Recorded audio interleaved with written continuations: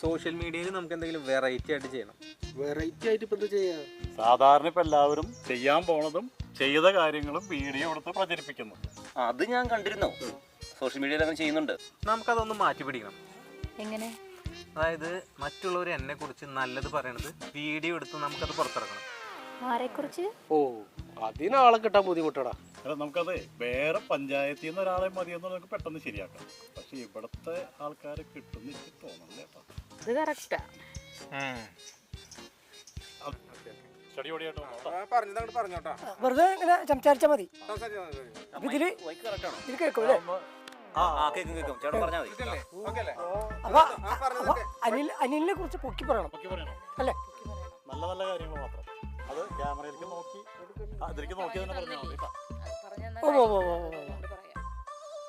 അതെ സുഹൃത്തുക്കളെ, നമ്മുടെ അനിൽ എന്ന ചെറുപ്പക്കാരനെ ഈ ഭരണം നിലനിർത്തുന്നതിന് വേണ്ടി അനിലിനെ വമ്പിച്ച ഭൂരിപക്ഷത്തോടു കൂടി തേങ്ങയാകുന്ന അടയാളത്തിൽ നിങ്ങളുടെ വിലയേറിയ വോട്ടുകൾ രേഖപ്പെടുത്തി വമ്പിച്ച ഭൂരിപക്ഷത്തോടു കൂടി വിജയിപ്പിക്കണമേ എന്ന്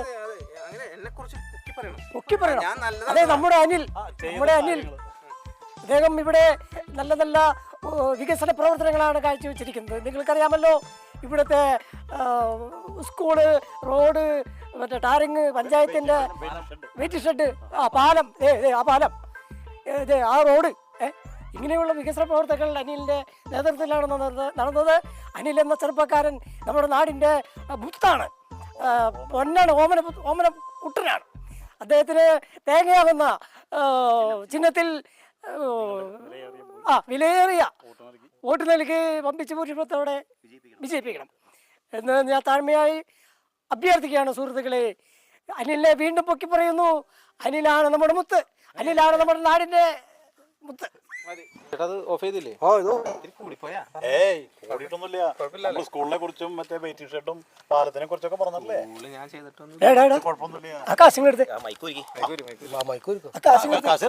എന്റെ പൊന്നെ, എന്റെ ജീവിതത്തിൽ ഇത്രയും വലിയ നുണ ഞാൻ പറഞ്ഞിട്ടില്ല.